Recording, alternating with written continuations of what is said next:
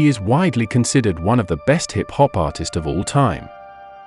But in the very same breath, he was possibly the most controversial of the bunch. His dysfunctional and trauma-filled home life became fuel for his music. Let's take a look back at how Eminem's shady past inadvertently created a rap superstar. Being raised by a teenage mother, living in poverty with no positive male influences in sight, led to quite the troublesome upbringing for Marshall in his formative years.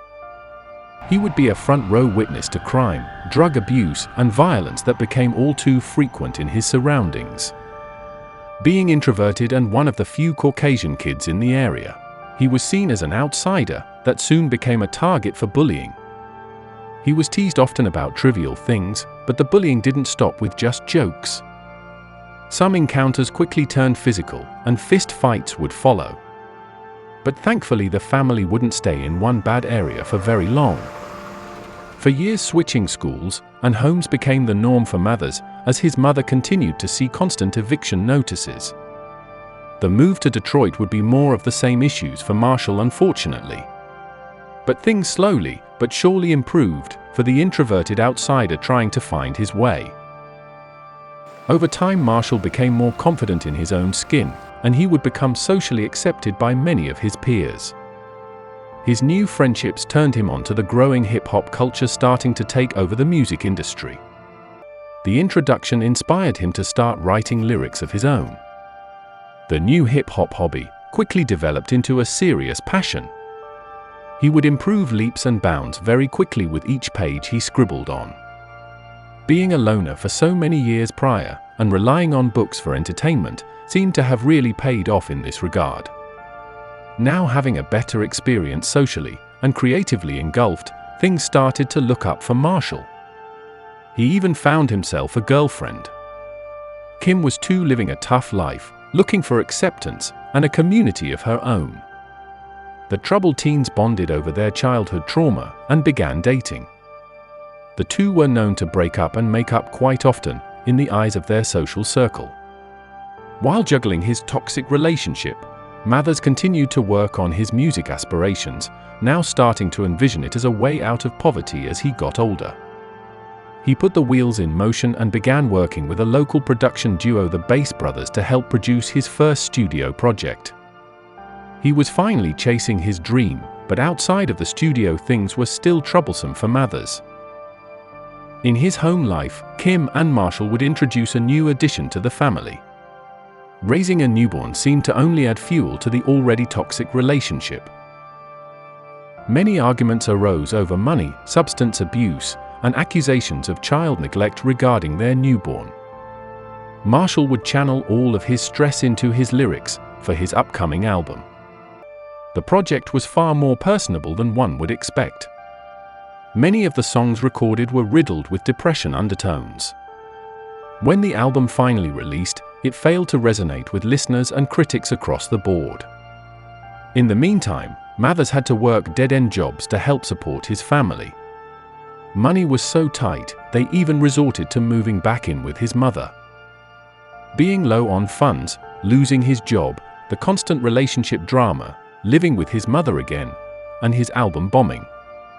It was a lot to take on all at once.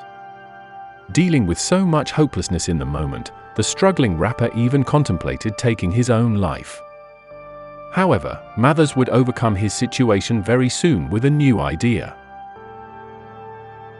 After listening to all the negative feedback surrounding the debut album, Mathers went back to the lab and decided to change his approach to music. He created a new persona for himself called Slim Shady. The new alter ego was angry, very sadistic, and much more violent than he ever was before. Met a retarded kid named Greg with a wooden leg. Snatched it off and beat him over the head with the peg. Go to bed with the keg. Wake up with the 40. Mixed it with Alka-Seltzer and Formula 44D. Forget an acid tab. I strapped the whole sheet to my forehead. Waited till it absorbed in and fell to the floor dead. No more said, case closed in a discussion. We blowing up like spontaneous human combustion. Leaving you in the aftermath of Holocaust and traumas. Cross the bombers. We blowing up your house, killing your parents. Coming back to get your foster mamas. And I'm good to keep the promises Nostradamus, cause I ain't making no more threats. I'm doing drive-bys and tinted Corvettes on Vietnam war vets. I'm more or less sick in the head. Maybe more cause I smoked crack today, yesterday, and the day before. Saboteur, walk the block with a Labrador. Strapping more corral for war than El Salvador. Foul style galore, verbal cow manure. Coming together like an eyebrow, and I'll be sure. With the change in direction, Eminem began working on the Slim Shady EP with the Bass Brothers, and looking to showcase his new style to a large audience and gain more recognition. Marshall traveled to Los Angeles to participate in a battle rap competition featuring some of the best unknown lyricists in the country. Mathers finished in second place, which was quite the accomplishment, proving to himself the new style worked. To add a cherry on top of the successful showing, an intern for the Interscope music label was in attendance. He liked what he heard and requested an early copy of the soon-to-be-released Slim Shady EP. His new controversial style seemed to be just what the doctor ordered. Eminem was now generating buzz around the music industry. The popular Source magazine even featured him as unsigned hype. When the EP finally made its way to Interscope, it was played for hip-hop legend Dr. Dre. The super producer was in the process of starting his own music label under the Interscope umbrella and looking to sign new talent. Dre saw the vision of what Eminem could possibly become and was ready to do a lucrative deal. After months of collaborating, they produced the Slim Shady LP. Eminem would not pull any punches on the project. The rapper took personal shots at his mother and his longtime girlfriend on the introductory album.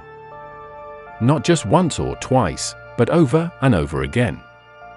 On many occasions, claiming they abused drugs, were unfit mothers, and he even expressed violent thoughts targeted towards them both. The suggested lengths he would go to protect his daughter from his family were quite heartwarming, but also rather psychotic. Where's Haley? Where's she at? This ain't Haley. Who is it? It's someone. Shady quickly gained tons of attention for the album after his first single released around the world. The music video showcased the wild and weird imagination of Marshall, and the cosign from a hip-hop legend helped a ton. The Slim Shady LP went on to become one of the top-selling albums of the year, and a superstar was born. Despite all the bad-mouthing on songs about his longtime girlfriend, Mathers still decided to propose to Kim, and the toxic couple would actually tie the knot. But the unflattering lyrics directed toward his mother and new bride did in fact cause issues for the family. Crazed stans took Eminem's comical slander to heart and sided with the rap star. Some supporters would even send death threats to his mother after hearing his album. The comments that Eminem made during interviews and on his songs led his mother to file a $10 million defamation suit as she felt her name was wrongfully dragged through the mud. The odd family drama didn't stop there. She even made an EP of her own, attempting to denounce the slander. When it came to his new bride, things were still quite toxic in his marriage due to his offensive lyrics directed her way. Kim recounts a specific moment that drove her over the edge. He is supposed to be the man that loves me and is supposed to protect me, from being hurt. And here he is, completely and totally disrespecting me in the worst way possible in front of millions of people. And in front of our kids, my family, my friends. And now it just makes me angry because of what everyone thinks of me and the fact that now I realize, there must not have been much love there, for him to do that. And I wasted so many years thinking there was. The newlyweds would get divorced shortly after his follow-up album released. On the project, he continued the lyrical onslaught directed toward his family. Eminem also expanded his insults towards other public figures, creating more controversial moments. Oddly, Kim would later remarry Mathers after their initial divorce. But the toxic couple would divorce once again, after just a few months of rekindling their flame. As the rapper grew older and matured a bit more, he began to show some remorse for his past actions, even attempting to mend some of his past relationships. Many fans think his music has suffered because of the tonal shift. Before his mother Debbie passed away, she left her son a heartfelt message. I want to say, Marshall, I could not let this day go by without congratulating you on your induction to the Hall of Fame. I love you very much. I knew you'd get there, and it's been a long ride. I'm very, very proud of you. And also, I'm very proud of Haley Jade, my baby girl. And I want to tell you, Haley, great job on your podcast. And God bless you guys. I love you very much. Eminem is still considered one of the best hip-hop artists of all time for his earlier work. But what do you guys think about this story? Were you a fan of Eminem? Did you find his lyrics too extreme? Leave a comment below and let me know.